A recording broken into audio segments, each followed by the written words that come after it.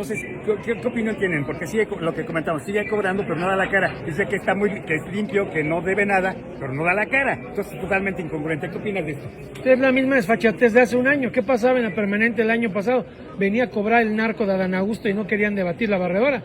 Y seguía aquí cobrando por no darnos la cara. Se tardó un mes en darnos la cara hasta que el PAN los acorraló con los megáfonos. Acuérdate, la conducta de Insunza es la misma de Adán Augusto.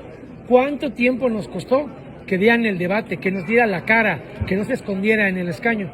Nada más que uno está escondido en Badiraguato y otro se escondía aquí en las faldas del Senado. Hola amigos.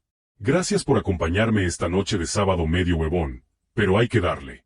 Ya se está volviendo medio conocido un panista que se la pasa como los vendedores de cobijas en las ferias, y solo le falta decir pásele, pásele. Este camarada Federico Dorin, bien apodado como Pistachón Zigzag entre su medio, tiene sus cositas bien guardaditas. O mejor dicho, medio olvidadas, pero aquí se las recordaremos. Comenzamos.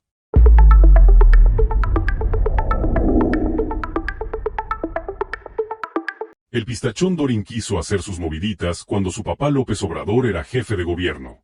Y por supuesto que el cabecita de algodón lo mandó a saludar a su progenitora. ¡Qué chinche panista! Había un diputado también, Dorin, el que mostró los videos de Bejarano.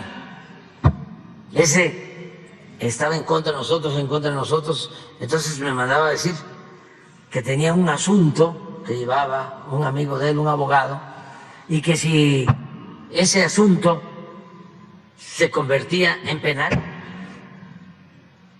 él le bajaba. Lo mandé al carajo. Hablando de todas estas cosas, pues, que te presentan, que suceden en los juzgados y el por qué el dinero transforma. Entonces, cuando veo a Gómez Mon en el grupo de abogados que promueven los amparos en contra del Tren Maya, ni modo que no vaya yo a expresar, ay, nanita. Y al otro, a Cosío, y a todos ellos,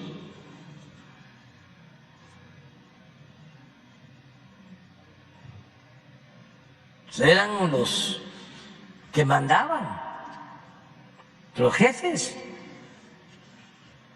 Y a todos. Claudio X. Me acuerdo que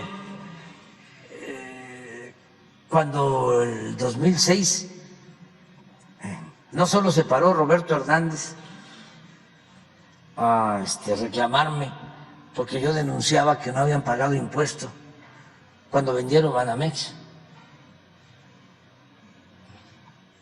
sino uno de los que se paró desde entonces en contra fue Claudio, en Valle de Bravo.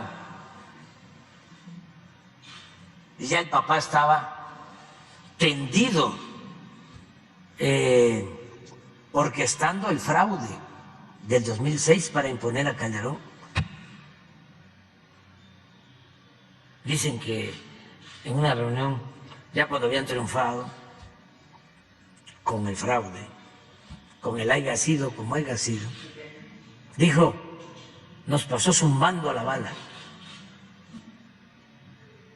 Y llegó a decir el papá que si no se imponían con el fraude, no descartaban la posibilidad de aplicar en México algo parecido a lo que fue el golpe en Chile contra el presidente Allende.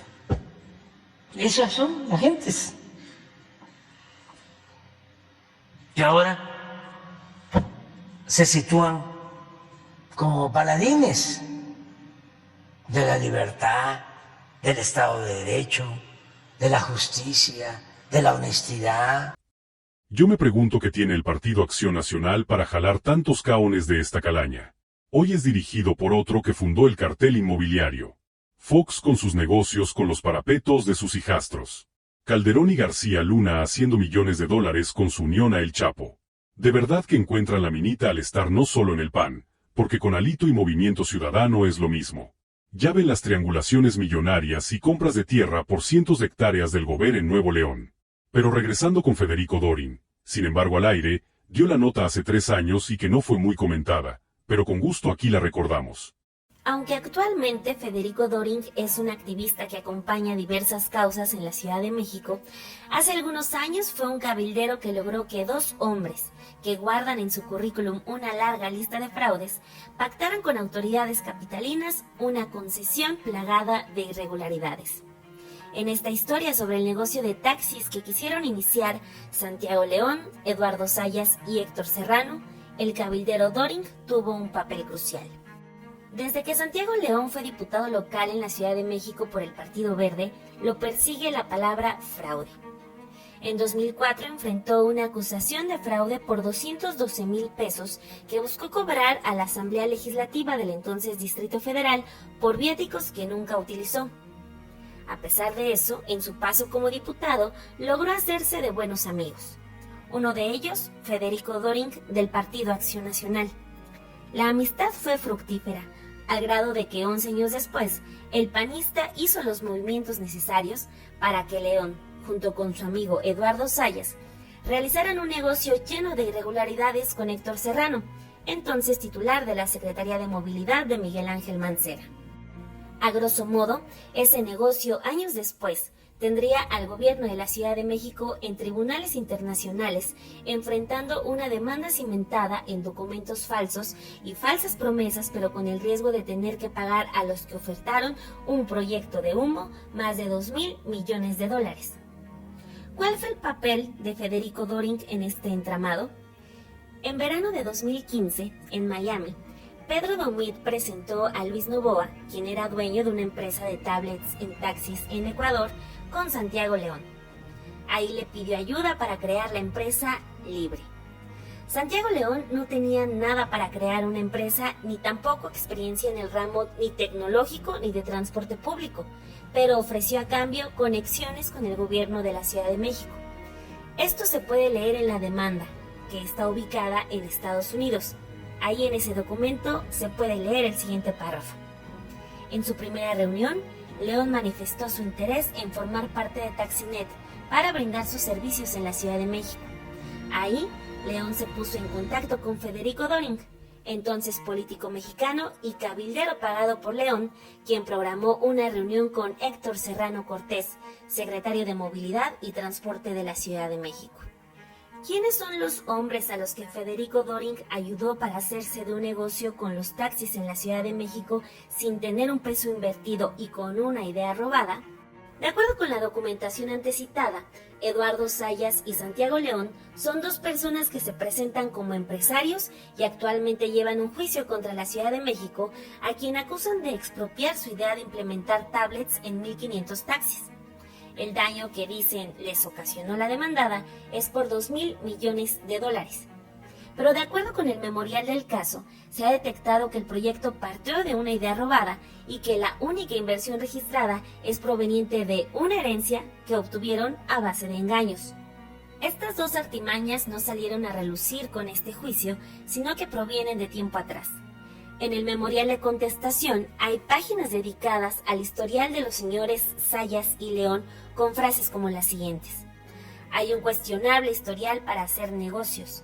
Tienen un modus operandi identificado, con controversias en sector minero e inmobiliario. Hay negocios con documentos falsos. Con Libre no tenían ni el financiamiento. No es normal que enfrenten tantas investigaciones. Hay diversos procesos penales en los que están involucrados y todos son por distintos delitos que van del fraude, robo, amenazas y falsificación de documentos. El principal negocio es enganchar gente haciéndoles invitaciones a que inviertan en alguno de sus proyectos. Quienes hablan con ellos ven a empresarios con casas en Miami y lujos y terminan por acceder. Y tienen, los señores Zayas y León, muy bien medidos los plazos, ya que de un momento a otro le comunican a sus supuestos socios que las inversiones no salieron como esperaban y que el dinero, sin más, se perdió. Ese plazo es el momento exacto para que si alguien quiere denunciarlos, le contesten que el delito está prescrito. Hasta el momento, Zayas y León no solo tienen el juicio contra la Ciudad de México, sino que también enfrentan procesos penales por sus otros fraudes y otras denuncias de quienes fueron en algún momento sus socios para el proyecto. Este es el panista que se desgarra las vestiduras llamando al partido fundado por Andrés Manuel, Narcomorena. Federico Dorin es el que se atreve a señalar a otros, cuando está más sucio que el pañal de un recién nacido. Este que señala a un Rocha Moya como narcogobernador sin pruebas. Este es el que trata de desviar la atención sobre la traidora a la patria que entregó Chihuahua. Esta es la doble moral de los panistas. Tontamente piensan que lo que hicieron, quedará en el olvido. No me extraña. Su intelecto no les da para más. Lo que sí es seguro, es que todos los paniaguados que estén manchados de excremento, se les recordará su pasado. Así los ciudadanos podrán determinar si quieren ese tipo de representantes. Por lo pronto Federico Dorin debe pasar a la historia con un taché, sin hueso, y sin futuro político. Les agradezco su compañía, y pronto nos veremos de nuevo. No olvides apoyarme con un like, comenta y suscríbete para llegar a más personas. Hasta la próxima.